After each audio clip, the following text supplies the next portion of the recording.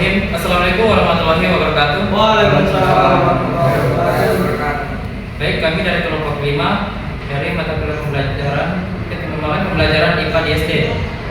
Di sini kami akan melakukan video diskusi. Terlebih dahulu saya akan memperkenalkan diri beserta anggota-anggota kelompok saya. Perkenalkan, nama saya Ipong dengan NIM A1G1221110. Ada di sebelah kiri saya. Perkenalkan, nama saya Ikoba Razik dengan NIM A1G12211. Perkenalkan, nama saya Masyarakat Masyarakat dengan NIM A1G12211. Kenalkan, nama saya Muhammad Iqbal Wirawan dengan NIM A1G1221113. Baik, perkenalkan, nama saya Nyonya Wiranto dengan Sambuk 094. Baik, perkenalkan, nama saya Afri Susanto dengan Sambuk 082. Perkenalkan, nama saya Nabil dan NIM A1G12211. Baik, ada juga yang pegang sebagai kameramen dengan Muhammad Al-Mirdan dengan NIM A1G1221115. Baik, di sini rekan saya akan membacakan standar kompetensi dasar, indikator pembelajaran, tujuan pembelajaran, pendekatan dan metode pembelajaran, dan materi pokok. Di sini rekan saya akan membahas Saudara Afri Susanto. Kepada Saudara Afri, saya silakan. Terima kasih moderator. Di sini saya akan membahas standar kompetensi.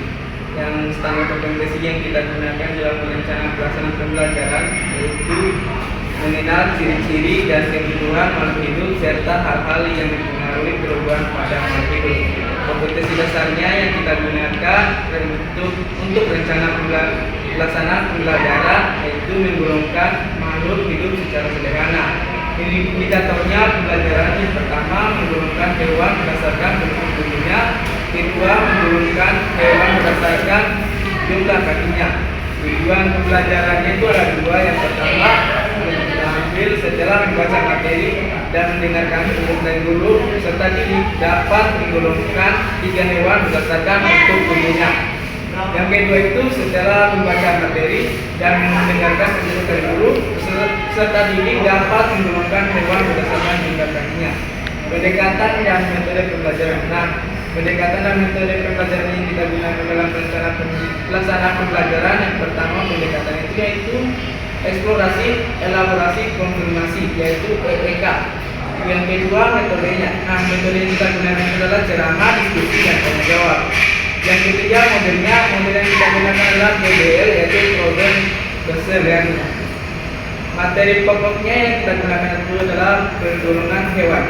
Itu saja yang saya bisa sampaikan. Saya kembalikan kepada moderator. Baik, itulah tadi pembahasan dari rekan saya. Di sini rekan saya akan melanjutkan pembahasan yaitu kegiatan pembelajaran yang akan digunakan dalam simulasi. Kepada Saudara Nabil, saya persilakan. Baik, terima kasih. Di sini saya akan membahas terkait kegiatan pembelajaran. Nah, untuk bagi-bagian itu ada kegiatan, deskripsi kegiatan, dan alokasi waktu. Nah, yang pertama ada kegiatan pembuka. Nah, deskripsi kegiatannya di sini yang pertama guru membuka pelajaran dengan berdoa, menanyakan kabar, dan melakukan presensi. Yang kedua, guru memotivasi siswa agar semangat dalam mengikuti pembelajaran. Yang ketiga, guru melakukan apresiasi sebagai awal komunikasi guru sebelum melaksanakan pembelajaran inti. Yang keempat, siswa mendengarkan penjelasan dari guru tentang kegiatan yang akan dilakukan dalam pembelajaran. Untuk alokasi waktunya itu adalah 10 menit. Nah, yang kedua di sini bagian kegiatan ada kegiatan inti. Nah, untuk deskripsi kegiatannya itu yang pertama eksplorasi. Di sini yang pertama siswa diminta membaca nyari materi yang pelajari. Kedua, siswa bersama guru melakukan tanya jawab mengenai isi bacaan. Yang ketiga, siswa mendengarkan penjelasan dari guru tentang penggolongan hewan berdasarkan bentuk tubuhnya dan jumlah kaki. Yang keempat, siswa bersama guru mengamati gambar yang telah disediakan. Yang kelima, siswa membaca teks tentang lingkungan alam dan buatan di sekitar rumah. Yang keenam, siswa bersama guru bertanya jawab mengenai isi bacaan. Selanjutnya ada elaborasi. Yang pertama itu setiap kelompok menerima LKS dari guru.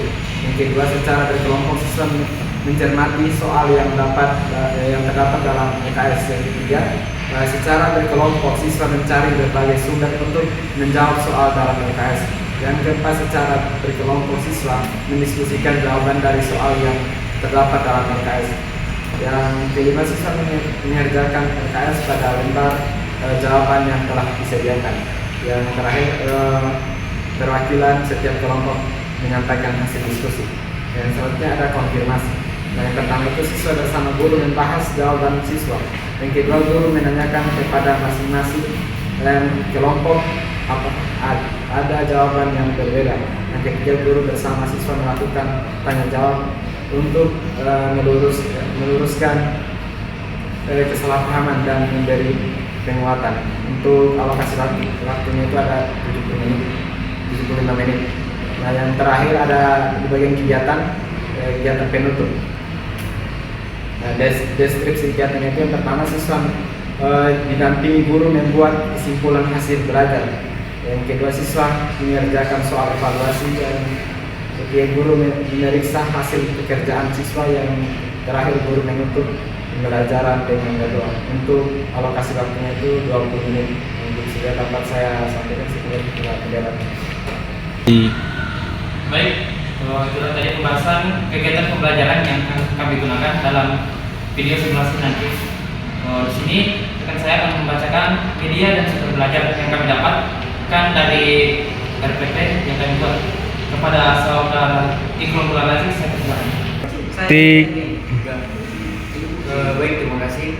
Jadi untuk media dan sumber belajar yang kami gunakan, untuk media kami menggunakan media gambar, dan untuk sumber belajar kami menggunakan dua sumber belajar.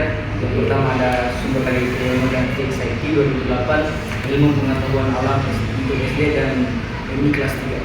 Dan sumber kedua kami menggunakan Widya Wiyanti dan Rati Haryanti 2009, ilmu pengetahuan sosial untuk sekolah dasar madrasah Hidayah kelas 3. Baik, untuk mungkin yang bisa saya sampaikan, saya serahkan kepada Anda. Baik, di sini kami melangkah ke ringkasan materi atau materi yang kami akan bawakan pas video simulasi pembelajaran. Di sini rekan saya akan membahas tentang media ringkasan materi IPA. Kepada saudara Ustadz Nasrabin, saya persilakan. Baik, di sini saya akan membahas tentang pengembangan hewan secara sederhana, yaitu punya hewan berdasarkan hewan yang berdasarkan bentuk tubuh yang pertama adalah kulit bersisi kering. Kulit bersisi kering ini tergolong dari hewan seperti kadal, buaya, biawak, cicak, dan masih banyak yang lainnya. Kemudian kulit yang bersisi, kulit bersisi ini antara lain yaitu ikan seperti ikan tawar dan air asin. Nah, selanjutnya kulit tipis berlendir, yaitu ada katak dan salamander. Kemudian kulit berbulu seperti elang, merpati, makaku, ibis, ayam, dan lele. Kemudian kulit berambut.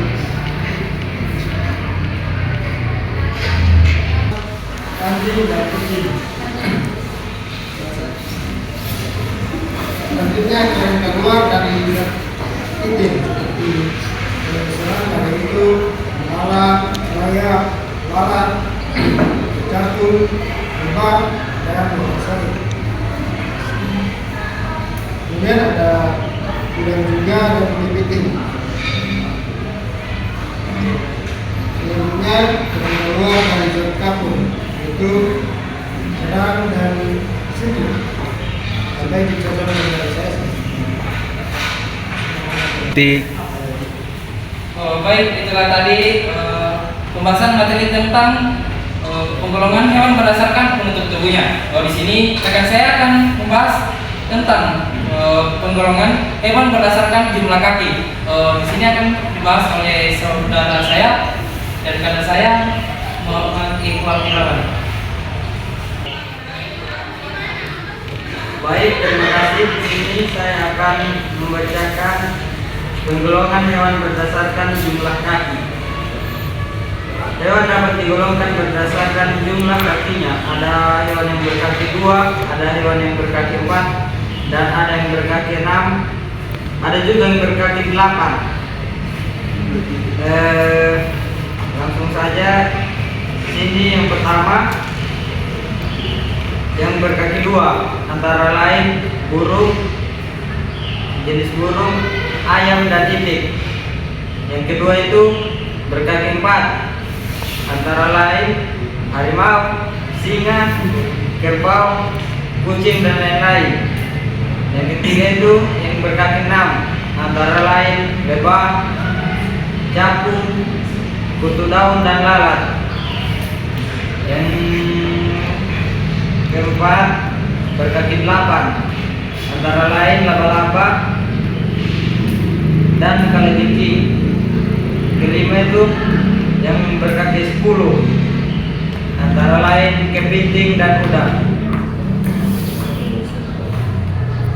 Dan yang terakhir itu ada hewan yang berkaki banyak, antara lain kelabang dan kaki seribu. Sekian materi dari saya, kembalikan ke Kanda Ipom. Pak. Baik, itulah tadi pembahasan penggolongan hewan berdasarkan jumlah kaki. Tadi materi yang kami bawakan pas informasi yang akan kami bawakan. Di sini rekan saya akan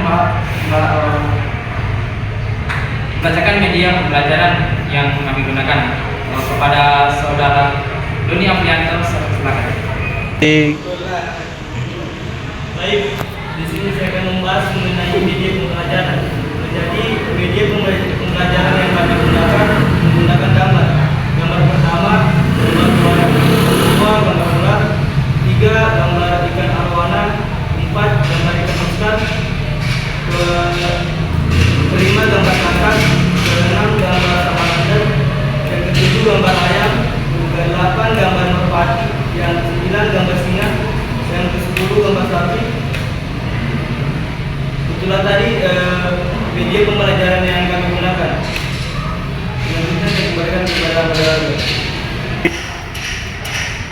Baik, itulah tadi hasil pemaparan diskusi kelompok kami.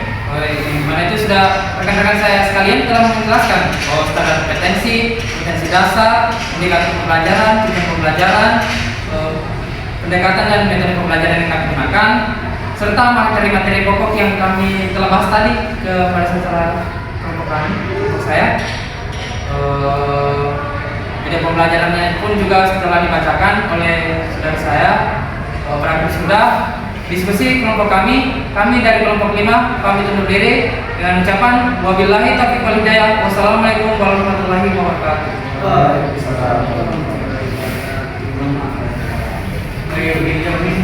Tapi